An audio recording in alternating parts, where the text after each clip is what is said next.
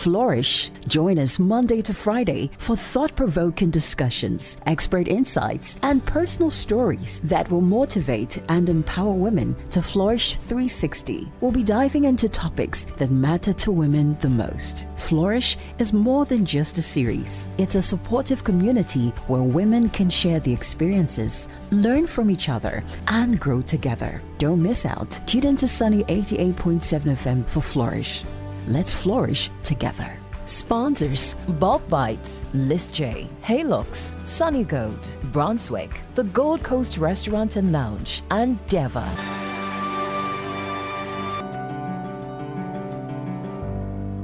18 minutes, we're hitting 9 a.m. right here on the IM Drive. We are on the Flourish Series for this month of May. Today, we're stepping into a conversation many women struggle with, but absolutely they deserve to master this conversation, knowing your value in the workplace and having confidence to ask for it. I'm sure this is for our women, but then it's for all of us as well.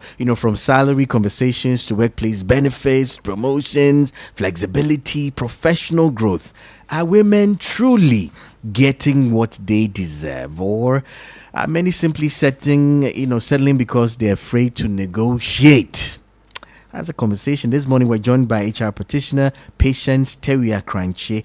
We're going to unpack salary benefits negotiations 101. What every working woman should know. Ladies, if you've ever, felt underpaid, overlooked, uncomfortable asking for more, or unsure how to professionally negotiate your worth, then this conversation is especially for you. So join us on our Facebook right now, Sunny 88.7, YouTube Sunny 88.7. When you go on, like the page. Better still, join our amazing pictures on TV. It is Sunny TV GH on your phone. So join us this morning and let's do this. Hi, madam. Good morning.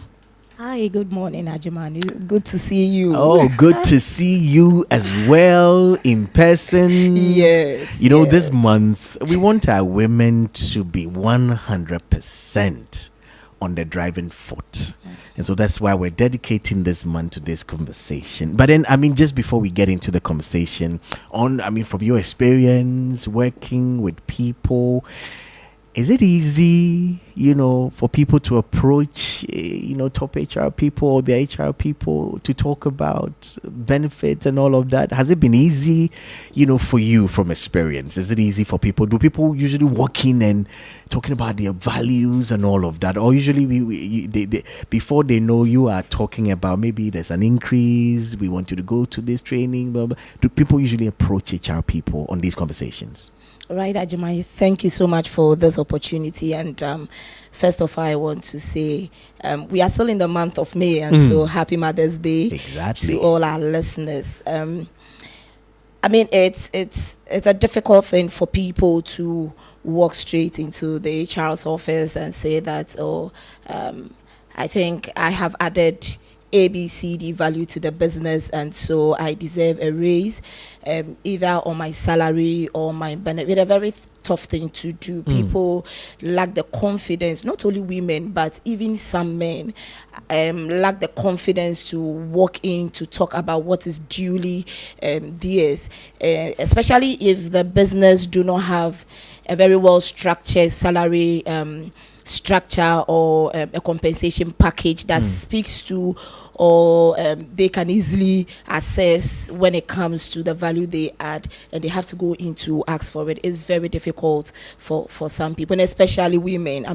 We are thinking about so many things when it comes to stepping forward to request for salary increase or negotiate for our compensation. A lot of factors come to play when women have to step forward to negotiate. We are thinking about the fear of the unknown outcome. What if I should go to the HR's office and ask of a raise or negotiate my compensation package? Will I be given? Will I be rejected? What if I go and I don't get what I'm looking out for? What if I go and HR tells me we don't have it. And so the outcome of the conversation alone, because it is not known to us, and I'm adding myself because I'm a woman here, and so because we don't know the outcome, it pulls out, we hesitate to move forward, to negotiate for what is due us. And so fear of the unknown outcome is one of the things. Again, I think that we don't really want to go into the HR's office because we compare ourselves to a lot of unrealistic things. You know, you want to compare yourself with, hey, do I have all the certificates before? I mean, you want to get everything. We want to tick all the boxes before we walk into the HR's office. We don't look at it from value perspective. What has been my impact over the years to the bottom line? What has been my contribution to the business priorities, to business goals, to business objectives? We are looking at, we overthink and over prepare ourselves. We want to get everything. Oh, let me wait and do one more project. Let me wait and get one more certificate. Let me wait and just build a little more experience before I go to talk about what's is due me. And so we really over prepare. We compare ourselves with unrealistic expectation. And another thing too is that we tend to not see what we bring to the table.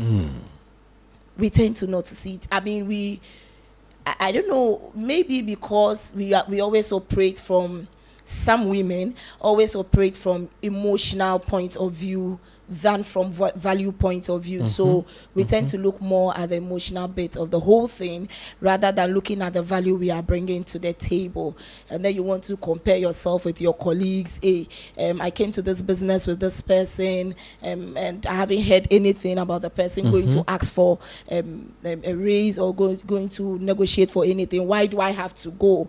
And so all these things are things that pull us back. And the major thing is also a cultural thing, where society thinks that women don't deserve certain benefits or compensation and all that. You know, you're a woman, you don't need more. The men need more. They take care of the home. They do that, so they don't need more. And so these are some of the reasons why people hesitate to walk into the HR office to negotiate for salary or their compensation. So for that woman who is listening right now, maybe preparing to do a conversation like this, maybe has spent the last couple of years preparing themselves, like you said, over preparing to go, do a conversation like this. Probably what are maybe some top 3 things she must maybe do before stepping into that meeting? What was the mindset preparation, or even things we need to do? Maybe just 3 to get yourself prepared before you do a meeting like this. The first thing I want to talk about is that you need to know your value. Know and understand what you bring to the table.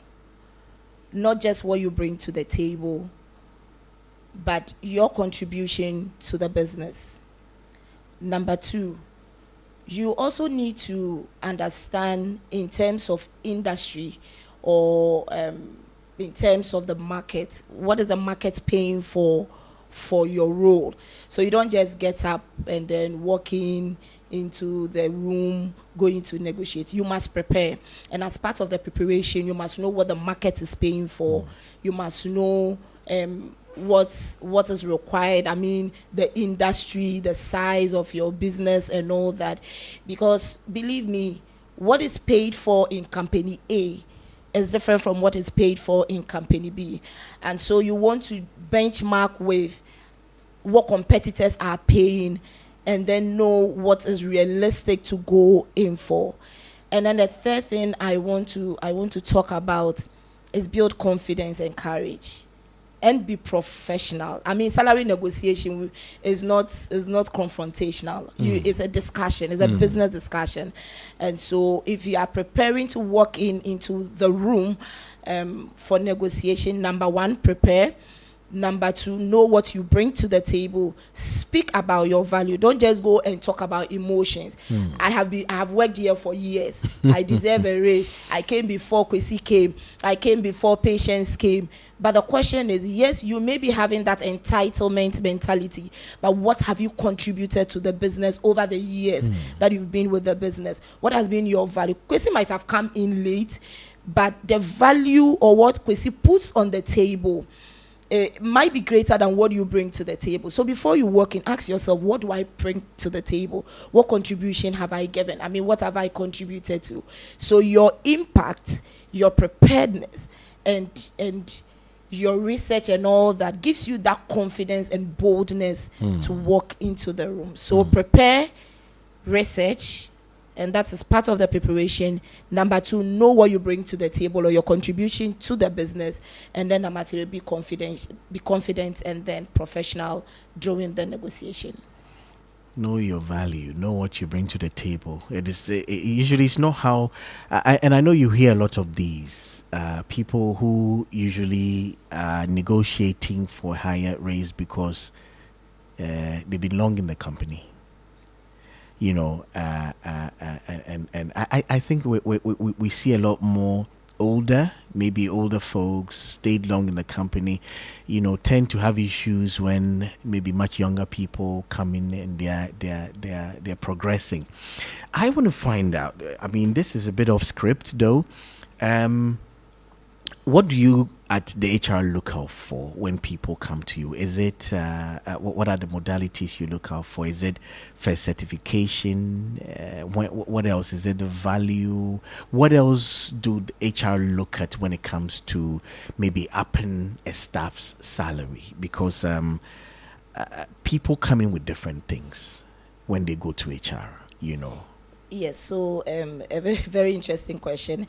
The first thing we look out for is the value, what you bring to the table. And so if you come to my office and your first discussion is that things are expensive, you are the firstborn of your parents, you need to take care do you of hear the stuff family. like that? Oh yes, we do hear things. We hear things. You know, sometimes even in the interview room, people walking in ask, "What's your expectation?" And they are starting with, you know, "I'm the firstborn of my family, and I have to." That is not what we are looking out for, because the business is thriving on something. Okay, it's the bottom line that keeps the business operational. And so we want to know your impact to the business, your contribution to the business. And that is the first thing, your contribution to the business. And so anytime you want to go for salary or any negotiation that involves compensation, it is good to start off with the value or the impact you bring to the business before you bring in any other thing. Certification is good, but certification without competence, I mean, does not mean anything to the business. You can have all the certificates in this world, PhD, whatever, but if your certificates do not speak in the room or do not speak to your competence, we believe in certification because we know that the more you are educated or the more you learn, you know, it enhances what you do, you know, everything progresses and all that. And that is why it's very important that as businesses we tie remuneration or compensation to performance. And I subscribe to that a lot, because somebody with an entitlement mentality will be looking at how long I have been in the business, but the person in actual fact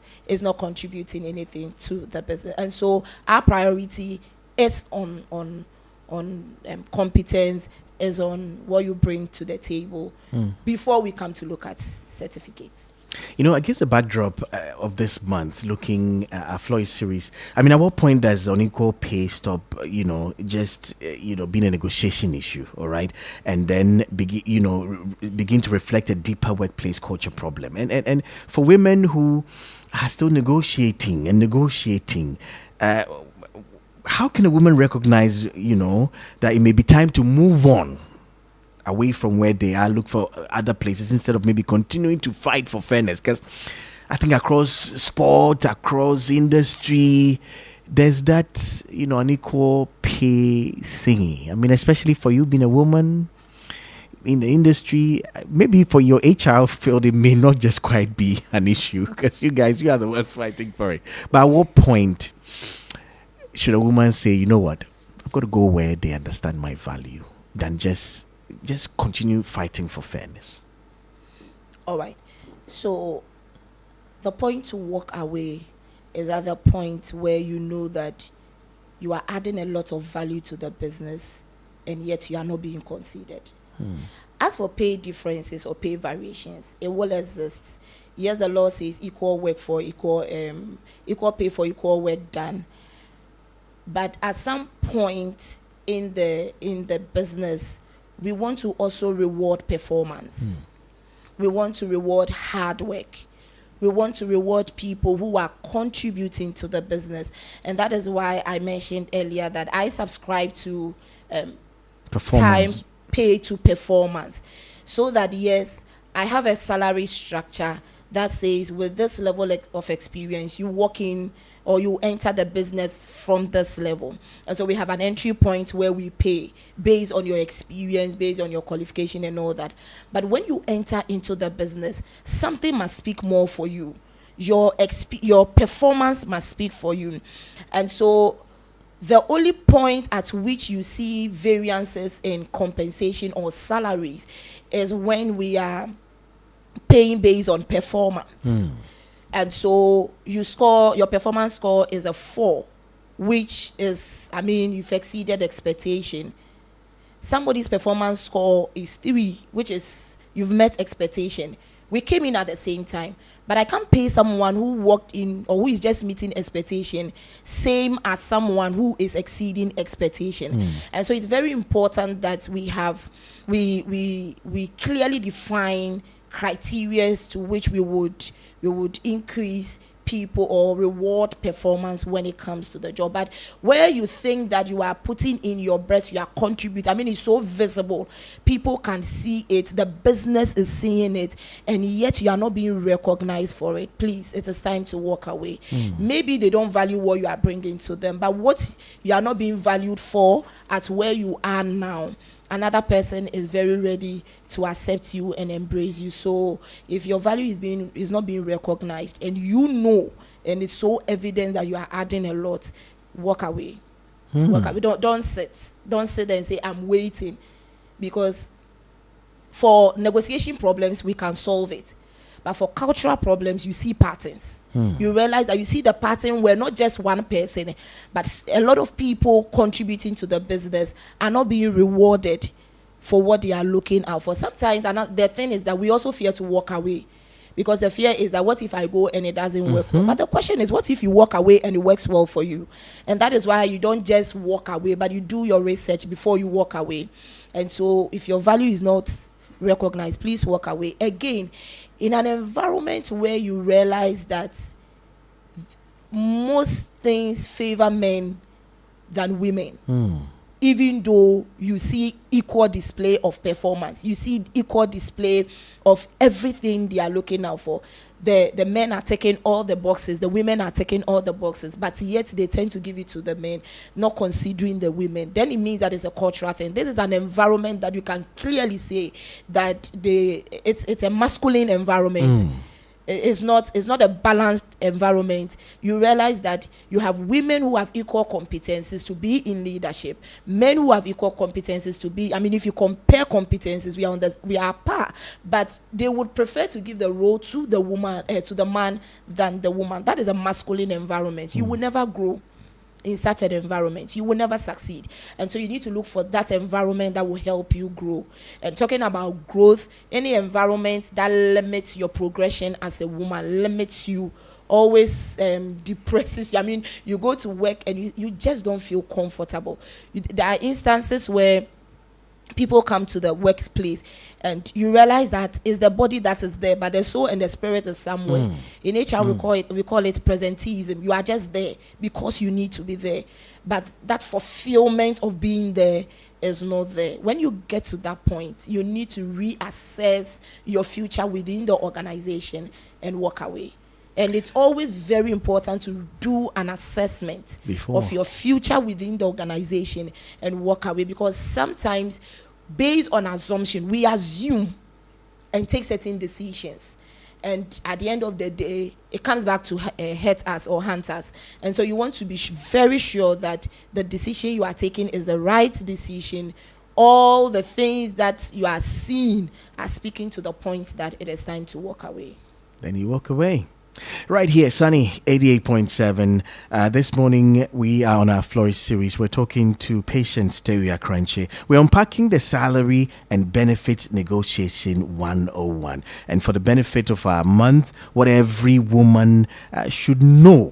All right. And that's what we're unpacking this morning on the I'm Drive. You can join us with your comments if you're in a peculiar situation, if you've gone through a particular situation, you're seeking clarity, or you're in something right now that you want clarity. Remember to join us 0540-130684. That is 0540-130684. You can send a voice note, you can send a WhatsApp, or on any of our socials. When you get there, remember to leave a comment. On Facebook, it's 88 Sunny 88.7. Same on YouTube as well. Like the pages when you go there. You know, Patience, many women usually are afraid of being tagged, or you being tagged, essentially, that you talk too much, you demand too much, you're difficult. When it comes to from an HR perspective, how can women advocate for themselves confidently first, wisely, and then professionally without feeling intimidated? Because I think usually we get that a lot when we think, the women talk too much about their salaries, they talk too much about promotions, they talk too much. How can women listening do it wisely, professionally, without being intimidated? All right. So the first thing I want to talk about is be very clear. I've already mentioned it. Salary negotiation is not being confrontational, it's not being aggressive. You need to be very clear about what you are looking out for. I remember when we were young, we watched this movie, Mr. Ibu, where he put the son on the bike and he was walking, and people saw him, they were like, but why have you put your son why is he on the bike? Exactly. Then he was like, okay. Then he switched the thing. Now he was on the bike. Now you're riding your son. You're an insensitive father. I'm telling you, you are very insensitive. So I want to encourage women out there, whether you do it right or not, people will talk. But the question is, what are you looking out for? What do you want? What do you deserve based on your contribution? So be very clear and communicate well and be very professional. The fact that you walk into that room to negotiate for a raise or negotiate your benefit or something doesn't make you a hard person, a difficult person. It doesn't. Don't allow the tax that people put on you affect your confidence in walking into the room. But my suggestion or advice would be, don't be too emotional when you are discussing the salary or when you are negotiating. Don't be too emotional. Speak to the fact. Let your impact do the talking for you in the room. And I think that is what our male counterparts have over us. They will speak to what they are doing. They will speak to the impact rather than being too emotional. So when you go there, don't go and talk about the fact that you are the one taking care of your home, your husband is not working. Be clear, communicate well, be professional, and speak to your impact and your contribution to the business. But another thing is timing. How important is timing? When do you know this is the right time to go in there and start a conversation? Yeah, so I was actually going to talk about that during my closing remarks. I'm happy you've brought it up. A lot of people don't study the time. They don't really look out for the timing before they go in for negotiation. In a typical situation where a business is going through restructuring, financial difficulties, things are very hard. My boss will tell you money is tight. He has these 3 phrases he's been using. Once he quotes that, everybody understands what he's talking about. Times are hard, money is tight. when times are hard, when money is tight, when the business is going through difficulties, that is not the time to go and ask for salary raise. That is not the time to go and go and say that, oh, I need this. They won't listen to you. They won't listen to you. Most often, the best times to negotiate is when you are entering into the business. It's a very good opportunity to do your negotiation, because believe me, every business, whether there's a structured salary structure or not, or there's compensation package or benefit structure or not, has a budget to every role. They know what to pay for. But if they really need you and they are interested in you, they will come for you and negotiate. And so it's a very good time to negotiate for what you are looking for when you are entering into the business. Another good time to negotiate for a raise is during performance reviews, because in most organizations where we tie performance to remuneration or compensation, discussion happens around that time, because beyond that, you may not get the opportunity. So during performance discussion is a very good opportunity for you to let the business know how you have contributed to the bottom line. And so in some performance management manuals or systems, you get where the business would want you to indicate significant achievement. So when it is time for that discussion, we pull out your document and then we look for what you have contributed. That's significant, because we all have the standard things that we need to do. We employed you because you were, but there's some people that go beyond expectation. So that significant achievement is what we look out for. So during salary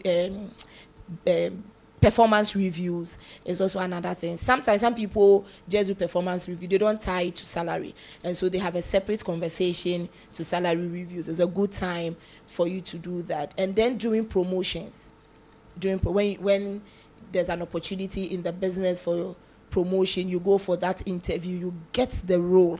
It's a good place for you to negotiate well, because the moment we give it to you, it is your value and your contribution that must speak for you after that. So that is a very good time for you to negotiate. And so when you want a very perfect time to negotiate, I think these are some of the timings that you can look out for. But never go in when the business is struggling. They won't mind you. Again, the sector of the business plays a role. If your business is now starting, you're going into a new business and all that, they are now struggling to find their feet, I think it will not be a very good timing for you to go and ask for anything that is beyond what the business can afford, because many organizations will look at their ability to pay what you are looking for. And that is where, if they really need you and they don't have what it takes to pay for your skill or your competence, they come back to you and renegotiate. And then that is where you have the opportunity to tell them, I need this. Okay, if you can't give me the money, let's look at other areas. Yes. Well, pretty positive here. Join us. If you have a question, you can join us, whether you're on Facebook, whether you are on our WhatsApp line, you're on YouTube, 0540-130684. Join us and share your comments right here. And, I know there may be people listening who probably, they don't even know how to measure their value. They don't even know. For that person who needs, is there a metric for you to research, or you yourself see that, well, these are the pointers for me to see how I am valued in this company? Is there a way one can actually sort of measure yourself? So the first point to look at is what you are currently doing, or what you did. Where was it before you took over? And where is it now? And then look at the difference between the points you took over and your current state now. That alone is enough for you. So, for instance, somebody may walk into an organization. It could be an initiative. The company may be spending so much. I know of one person that the company was spending so much on medicals, and then the person just walked in and said, I think we should look at our medicals from this angle. The person is not the HR. Doesn't have anything to do with me. Just doing his work. And he was just thinking about them. He said, let's look at it from this angle. came up with an initiative. The business looked at it, assessed, they said, okay, let's go in for it. They went in for it, and it saved the business a lot of money. And everybody is happy. So such a person, your value is to look at the cost you have saved the business. They would have spent more, but because of your initiative, now they are spending lesser than what they should have spent. It could be a project that you might have gone in for and brought it into the business, because of that revenue has increased. So always look at that point where you took over, and then the difference that has come, or the difference you have brought to the business after taking over. It is the best way to assess your value. If you think that nothing has changed, I mean, you came customer executive, service executive, we keep getting 30% customer complaints. You took over and it's still 30% customer complaint. You've not done anything. If it is 35, you are rather worsening the issue. It could be maybe 25. You've done something. I mean, it may not be that significant, but it's you've done something. That's a step in the right direction. And so you just need to keep pushing. So for me, from my perspective, I think the best way to assess your value or your contribution is to look at when you took over, what was happening, and now that you are in charge, what is happening. And then again, based on your position or the role you execute within the organization, what improvements have taken place. That is all we are looking out for. On our Facebook, there's a few on our Facebook. A question rule said, how would you know things are tight?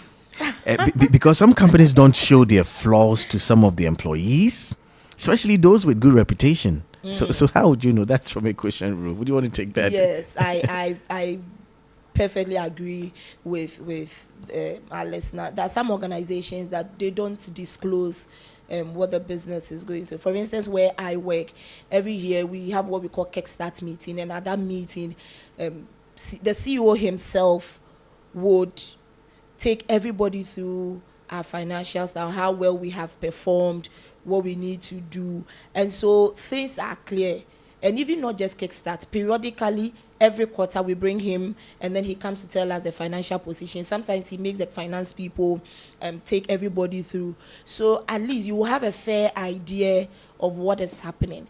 I perfectly understand that some places you won't get this opportunity where you will get to know how things are going and all that. You are left in the dark, and so you assume things for yourself. They tell you things are not working. I mean, the business is tight, and yet you see a lot of things happening within the business. They are buying cars, they are doing all the things. Ask yourself, whatever is being done, would it help the business to be better so that we all enjoy? Because it is not, sometimes some of these things are not because the business just wants to buy. But if I assess the whole thing and realize that if we do A, B, C, D, it will enhance things, it will make things better.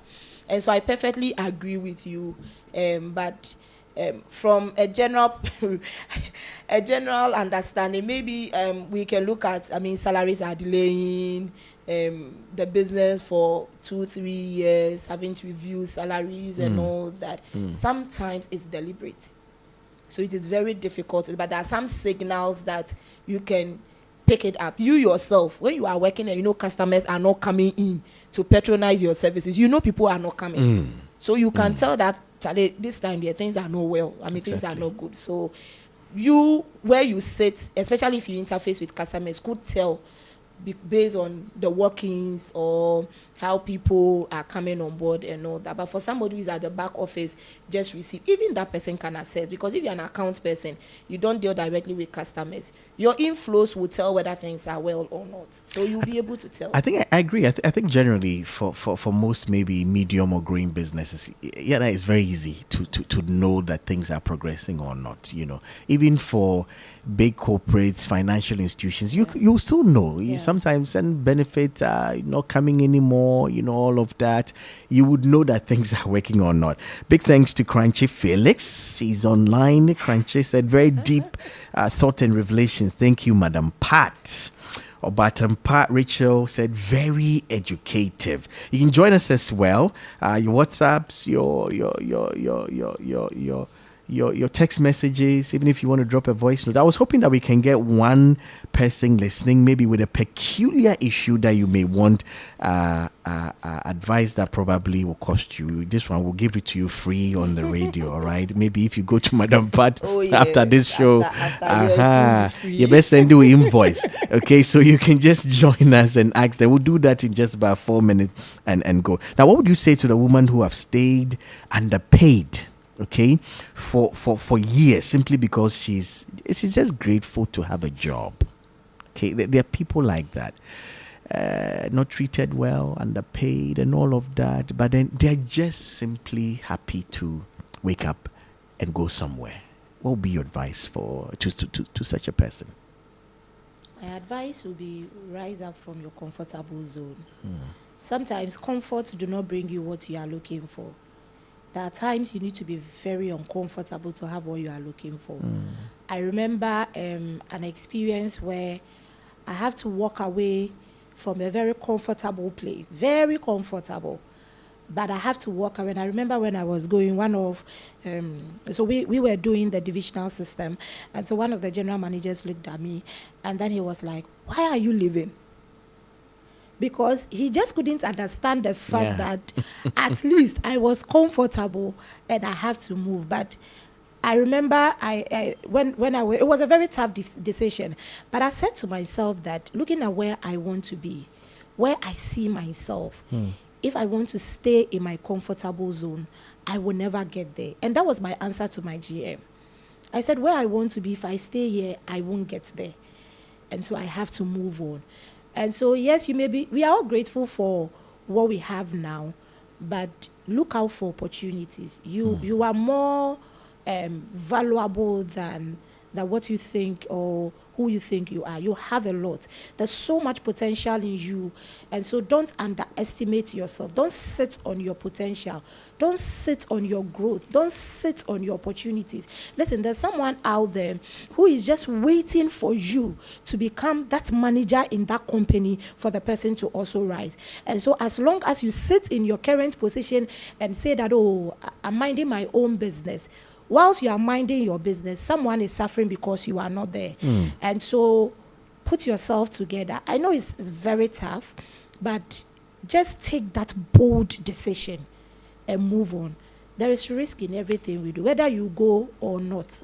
There is risk involved because you could be sitting at the same place and they will let you go. Yeah. And you can move on and then things will know where. Either way, risk is involved. And so just make sure that whatever you are doing, remember that someone out there has been looking forward to it and your impact is being awaited out there. So please rise from your comfort zone and let's move on. Rita said, can I still go for salary increase when it is being increased yearly? Can I still go negotiate for an increment when the company increases yearly? That's Rita on Facebook. All right. So it's a yes, depending on what you think you bring to the table. But the question is, will the business have the budget to grant what you are looking out for? There may be a general increase, and that would people would mostly walk into the HR's office to ask for further increase when the increment is across board. So you don't really see your impact on the business. You don't see what they are paying for. If you are giving everybody 10%, all of us are getting 10%. I will still feel like my contribution is not being There's rewarded. Nothing special about that. There's nothing special about it. And so I would want to go and ask for that special thing that I think I deserve. But where we reward performance through our increment and all that, right after the discussion, you know that my contribution is being paid for, is being rewarded for, so they won't even come at all.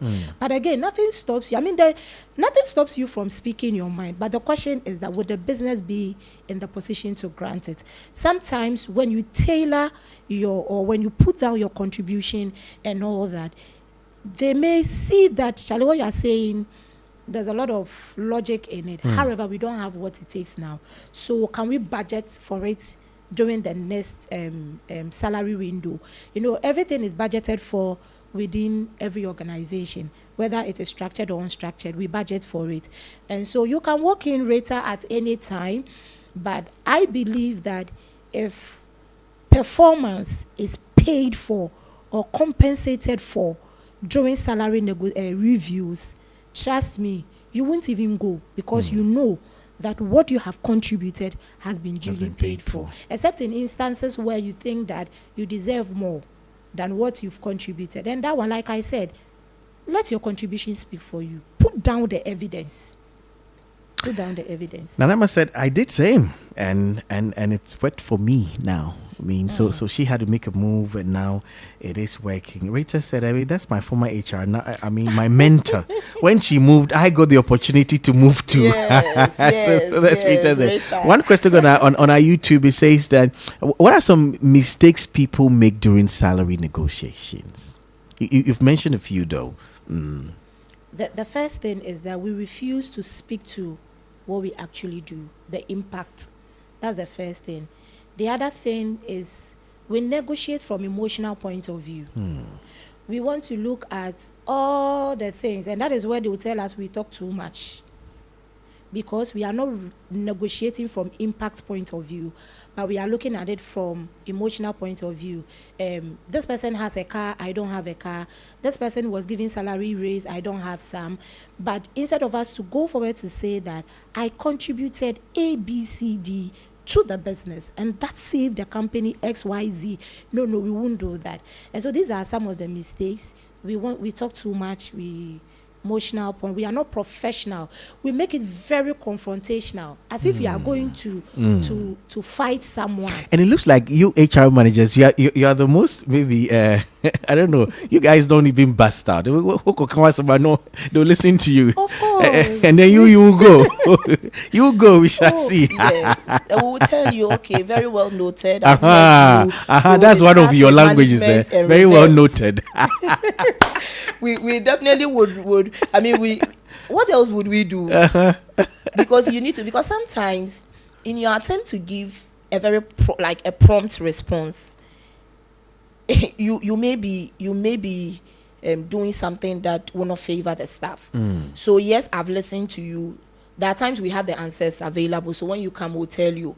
But there are other times that we'll tell you, we will get back to you. Getting back to you, we need to consult with the powers that be. I mean, the authorities, to be sure. Do we have the budget for it? Can we do it? Is it something that is worth it? We are looking at a lot of things before we come back to you and let you know that it is a yes or a no. And that goes for, every other thing that comes with your compensation. On Facebook, Blessing said a very insightful one there, Mommy. Lots of love from here. Sapon Kuma on our WhatsApp said, well, this is one of the clearest breakdown of salary negotiation I've had. You made it feel doable.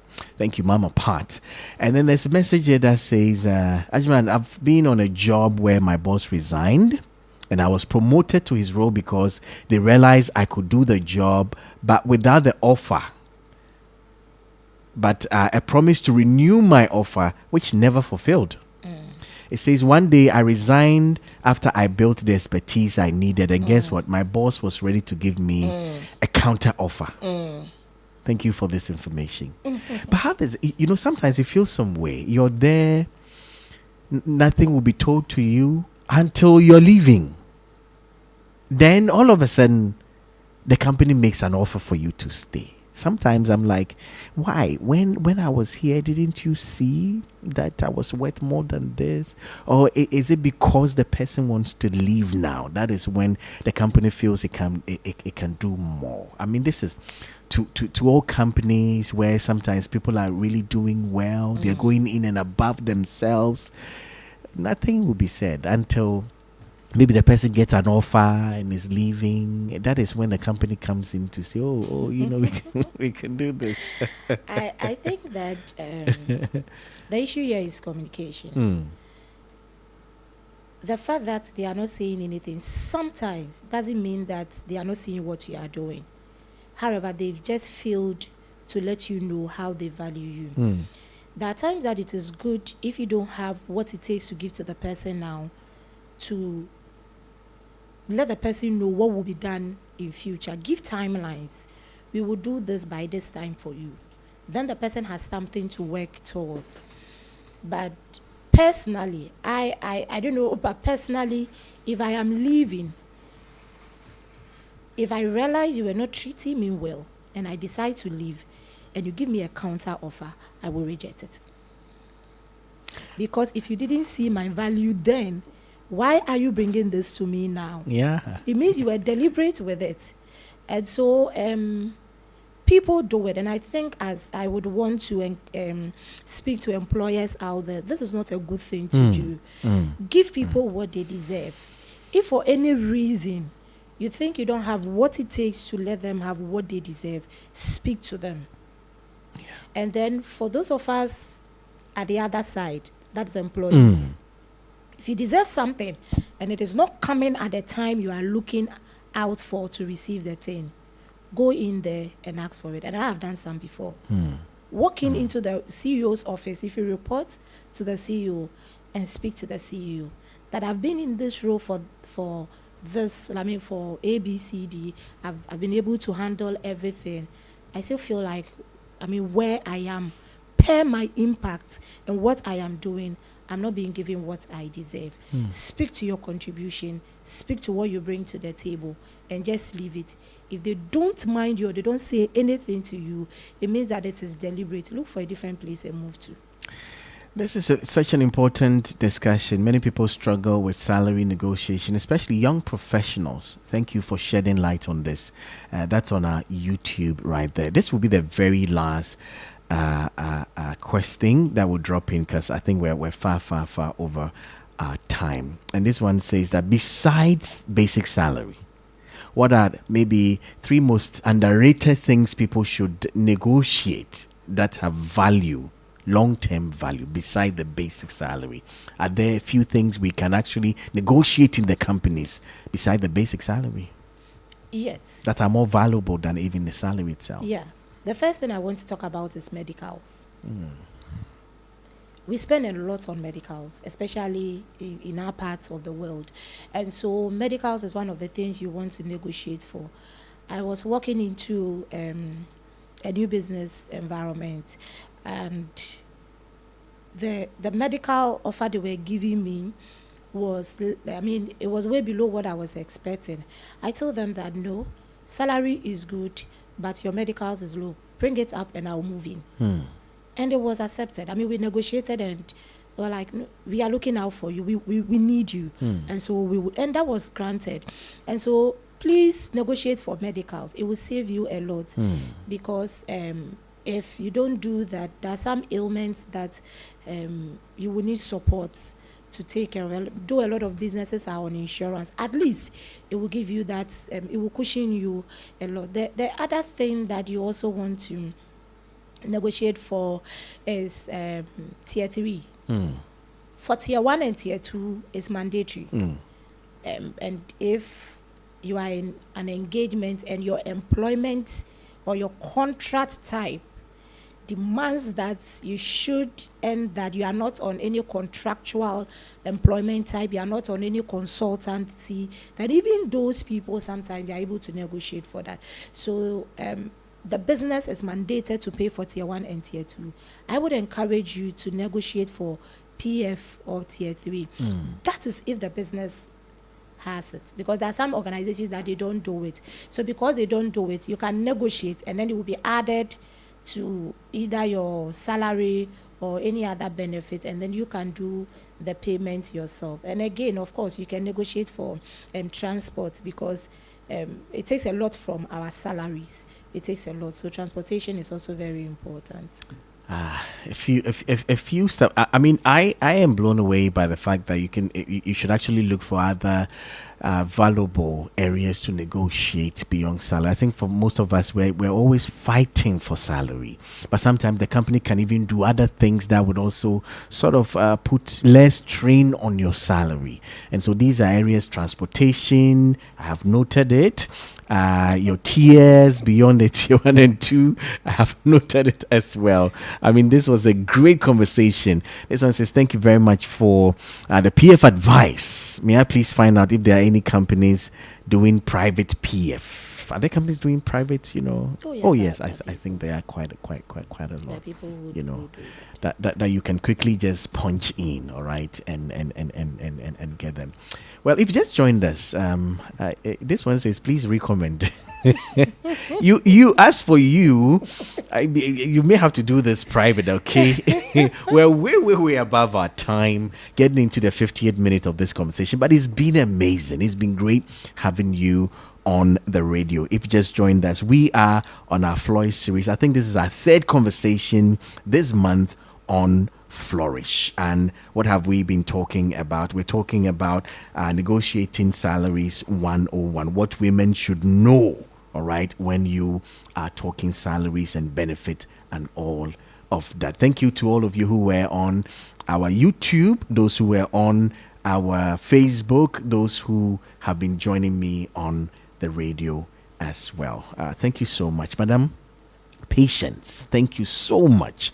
I mean, would you want to share where you are with us? I mean, where you're currently working? Yes. So I work with Synlab Ghana, a medical diagnosis company here in Ghana. Our headquarters is based in Europe, and in Europe, we are considered as the number one. In fact, we've earned the number one medical diagnosis center in Europe. We run over 5,000 tests. Most we run in-house, but the few ones we don't do here, we take it to our mother company. We operate in lab as a group, operating over 20 countries. And so as a business here in Ghana, what we do is that we look out for the country that specializes in that test, and then we take it to them for them to run their tests. We do basic tests, and we have tests for every budget that you have. Every budget, we have panels that when you come, we look at your budget, and then we advise a panel for you. However, if you want to walk in, you can walk in. We also run a clinic for primary care, and so you don't necessarily have to go to Kolebu or 37. Once you walk into Synlab Clinic, the medical practitioners, the GPs are there. We have specialists over there who will take care of you. It's like a one-stop shop. You get everything there. The doctors are there. The lab team, everybody is there. We have imaging aspect as well, so the x-rays, the ultrasound and all that. And so if you are looking for a medical diagnosis company where you can trust quality, we drink quality, we eat quality, we do everything quality. Our controls are solid. We run controls every single What's the day. staff strength of Synlab in Ghana The now? staff strength. Okay, so in total, both looking at those on contract and everything, we are about 146. 146. Yes. Strong. Yeah. Putting everybody together. Synlab should hear you. I mean, you're more than the corporate affairs, manager on the radio now. Oh yes, as an HR, I must understand the business. Exactly. That is where I can help, and so I don't need to be a commercial person or a salesperson to speak to what my business does. I should be able to speak to what we do anywhere. So please come, your FBCs and your liver tests and we'll do everything for you. When you walk in, just mention my name as the coach. But that's the quality of our listenership here at Sunny. She's a listener, Sunny, as well. We're proud. Anytime. I think yesterday I was telling somebody that we were away at Peninsula Resort in Akosombo for Mother's Day. Over 70 mothers, 2 buses on the road, and I was like, every single woman there, quality women. Sunny listenership, it's like on a different level. Every woman I met is like somebody, you understand, and it's so lovely to have you listen to us and join us to come and help us with this sort of conversation. It's been very, very eye-opening. When I see the traction on our messages from our online and our WhatsApp, you've done a good job this morning. We want to say thank you for coming. Thank you so much for having me, and I want to appreciate all my friends, my family, my loved ones who are also listening to us. Thank you so much for making time to listen to us. And I want to say a very special thank you to the HR fraternity. I don't want to mention names, but I don't know if I mention names right now, but permits me to say a very good morning to Madam Pearl Tehoda of HR Certification Center, Madam Patricia Kisi of Sedat HR Consult, and Dr. Mrs. Irene I. Ejenim Boateng with the Public Service Commission. She's the deputy chair. I love all of you. Thank you, Madam Yvonne. Thank all of. I'm so grateful for the impact. And when it comes to church, I'm a church girl, and I'll forever remain a church girl. Thank you to my spiritual mother and all my spiritual siblings. Mama Rita, I love you. Thank you for grooming me into the woman I have become today. I know I'm not here to talk about church, but on 22nd of May, we are having Royal Ladies all night at Royal House Chapel at Himfie. And so if you are around, you live in and around Kaneshi, please join us for an all-night powerful session with our mother. Thank you once again, Ajiman, for having me. Thank you very much. Thank you so much. I just love you. You know, now that we know, so there's Sunny, you won't rest. We'll be calling you, Pa. I'm available. As long as I have the time, why not? Even if we don't have time, we'll still make time and come, because it's always good to share with others out there.